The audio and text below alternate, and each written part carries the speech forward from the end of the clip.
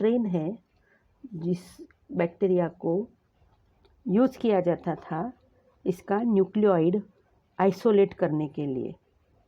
तो ये जो ई कोलाई बैक्टीरिया है, ई कोलाई बैक्टीरिया की जो स्ट्रेन है U93, तो इसी बैक्टीरिया को यूज़ किया जाता था लेबोरेटरी में एक्सपेरिमेंट के लिए टू आइसोलेट इट्स न्यूक्लियोइड। इसका जो डीएनए है वो आइसोलेट करने के लिए इसी बैक्टीरिया को यूज़ किया जाता था, इसलिए यहाँ पर HU ये लिया गया है। H मतलब हिस्टोन, U मतलब इस बैक्टीरिया में ये जो U93 ये जो ई कोलाई बैक्टीरिया की स्ट्रेन है इसमें मिलने वाला ये प्रोटीन हिस्टोन जैसा, तो इसे नाम दिया गया HU।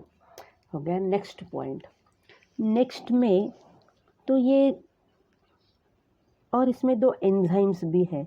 वो जो 2 एंजाइम्स है वो एंजाइम्स क्या करते हैं, तो पैकेजिंग करते हैं डीएनए का। पैकेजिंग मतलब ये जो डीएनए है इसका जो कॉइलिंग फोल्डिंग ये जो इसका सुपर कॉइलिंग स्टेज है, इस सुपर कॉइलिंग स्टेज को मेंटेन करते हैं 2 एंजाइम्स, एंड इस 2 एंजाइम्स का नाम है DNA gyrase and DNA topoisomerase 1 for maintaining super coiling stage. तो देखिए ये सुपर कॉइलिंग स्टेज मेंटेन करने के लिए कौन कौन मदद करते हैं। सबसे पहला हो गया HU। HU मतलब क्या हो गया, ये हो गया हिस्टोन लाइक प्रोटीन, ये हो गया हिस्टोन लाइक प्रोटीन नंबर 1। हो गया। नंबर 2 कौन मेंटेन करने के लिए और कौन कौन इसमें हेल्प करते हैं, तो इसमें ज़रूरी होता है डीएनए गायरेज एंजाइम, ये ज़रूरी होता है DNA gyrase enzyme.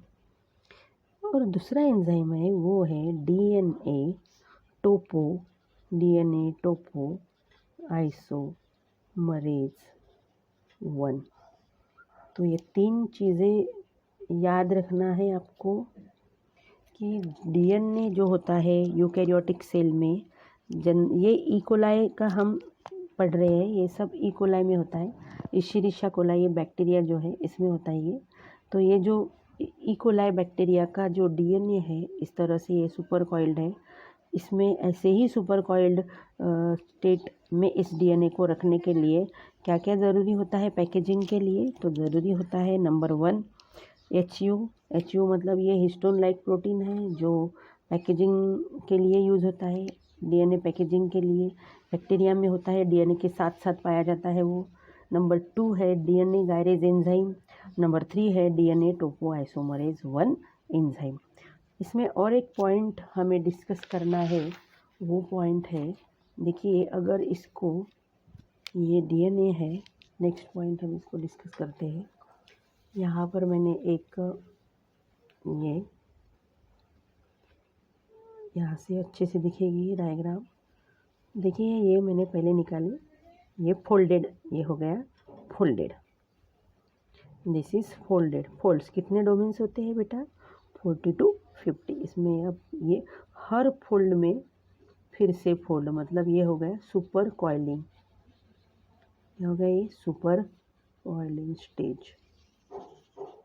Super coiling हो गया ये इस तरह से। इसका जो डायमीटर है वो कितना होता है, इसका डायमीटर होता है 2 माइक्रोमीटर। इसमें each loop independently super coiled, हर जो लूप है ईच लूप, इसमें each loop is independently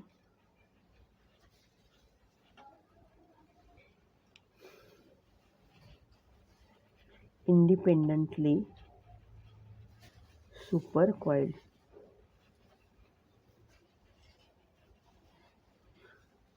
independently super coiled होती है ईच लूप, यहाँ हम बोलेंगे super coiled folded, super coiled folded chromosome, मैंने इसको लिख दिया। Each loop is independently super coiled. इसमें देखिए, थोड़ा इधर कर देते हम। इसमें दो चीज़ें हैं। नंबर 1, यहाँ पर क्या होता है कि अगर हम इस डायग्राम को देखते हैं तो ये डायग्राम इस तरह से हमें मिलता है।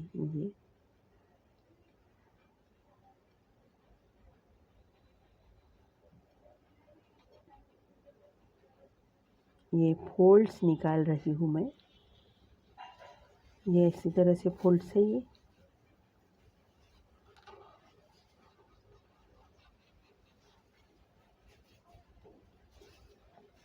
इस डायग्राम को हम अगर देखें तो दो जो फोल्ड्स है उसमें से वो फोल्ड जो है, ये एक फोल्ड एंड ये दूसरी फोल्ड, ये जो दो फोल्ड है, ये दो फोल्ड क्या हो गई है, ये अनकॉइल्ड हो गई। यहाँ पर हम लिखेंगे पार्शियली अनकॉइल्ड क्रोमोसोम। क्रोमोसोम मतलब डीएनए। Partially uncoiled chromosome. ये जो दो फोल्ड है, इसमें जो कॉइल्ड थी, इसमें जो कॉइल्स थी, क्योंकि ईच लूप तो इंडिपेंडेंटली सुपर कॉइल्ड होता है, इसमें के जो कॉइल्ड है वो सीधे हो गए, तो इसलिए ये लूप हमें ऐसा बराबर अनफोल्ड दिख रहा, अनकॉइल्ड दिख रहा। अनफोल्ड नहीं बोलेंगे इसको, अनकॉइल्ड दिख रहा। ऐसा क्यों हो गया? तो यहाँ पर nicked DNA, partial RNase digestion,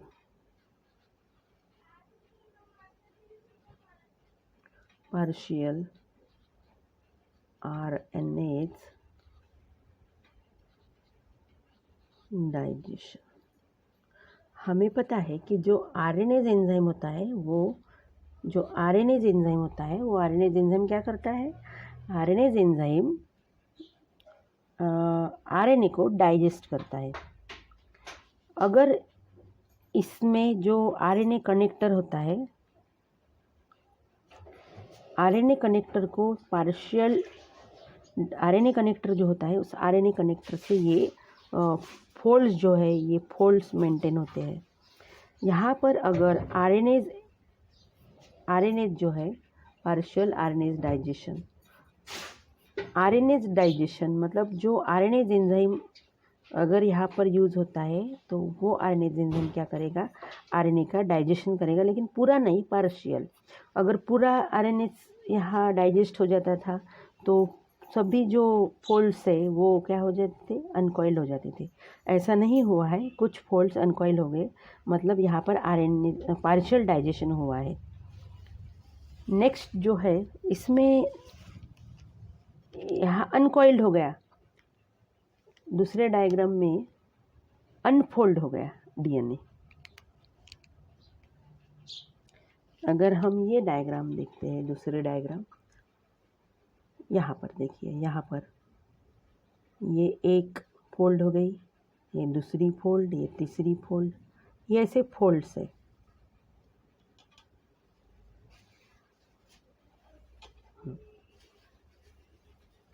हर फोल्ड में हमें दिख रहा है सुपर कॉइलिंग। ये सुपर कॉइलिंग दिख रहा हमें, इसमें भी सुपर कॉइलिंग है, लेकिन ये जो एक फोल्ड है ये बहुत बड़ी दिख रही। ये जो फोल्ड है ये इतनी बड़ी क्यों हो गई? क्योंकि देखिए, इसलिए इतनी बड़ी हो गई है ये फोल्ड कि यहाँ पर ये जो है, ये दो फोल्ड मिला के यहाँ के जो फोल्ड होती है ना, ये 2-3 फोल्ड यहाँ से अनफोल्ड हो गई है, तो इसलिए ये ऐसा हमें दिख रहा। क्योंकि ये फोल्ड ऐसे ये बराबर है ये फोल्ड, लेकिन यहाँ पर क्या हो गया कि 2-3 फोल्ड जो है वो अनफोल्ड हो गई, मतलब वो निकल गई। तो देखिए ये सीधा हो रहा है, लेकिन इसमें कॉइलिंग है, तो इसे बोलेंगे हम पार्शियली अनफोल्ड क्रोमोसोम। इसे क्या बोलेंगे हम? इसे बोलेंगे हम पार्शियली पार्शियली अनफोल्ड, पूरा अनफोल्ड हो गया क्या? नहीं, पार्शियली अनफोल्ड क्रोमोसोम, मतलब partially unfold DNA. Partially unfold DNA या फिर पार्शियली अनफोल्ड क्रोमोसोम हम इसे बोलेंगे। ऐसा क्यों हो गया? क्योंकि यहाँ पर पार्शियल डीएनएज डाइजेशन, दो प्रकार के एंजाइम होते हैं। डीएनएज जो है वो डीएनएज एंजाइम जो है वो डीएनए का डाइजेशन करते हैं, आरएनएज एंजाइम जो है वो आरएनएज का डाइजेशन करते हैं। यहाँ पर आरएनएज एंजाइम यूज़ किया गया। आरएनएज एंजाइम ने क्या किया? जो आरएनए कनेक्टर होता है उस आरएनए कनेक्टर को डाइजेस्ट किया पार्शियल। जहाँ जहाँ आरएनए को जो जो पार्ट आरएनए कनेक्टर या फिर आरएनए का डाइजेस्ट हुआ है उस वो फोल्ड क्या हो गई? अनकॉइल्ड हो गई। इसमें क्या हो गया? Partial DNAs digestion. यहाँ पर डीएनए का डाइजेशन हो गया है, तो इसलिए ये जो फोल्ड है ये फोल्ड कैसी हो गई? अनफोल्ड हो गई। तो इस तरह से हम यहाँ पर क्या हो गया? आरएनए क्लीव्ड, यहाँ पर हो गया आरएनए क्लीव्ड, यहाँ पर आरएनए क्लीव्ड हो गया एंड यहाँ पर क्या हो गया? निक्ड डीएनए। ये लिख दिया है मैंने, निक्ड डीएनए। तो इस तरह से ये है DNA packaging in prokaryotes, DNA packaging in prokaryotes. तो यहाँ पर हमने ये जो टॉपिक है ये आज कंप्लीट कर लिया।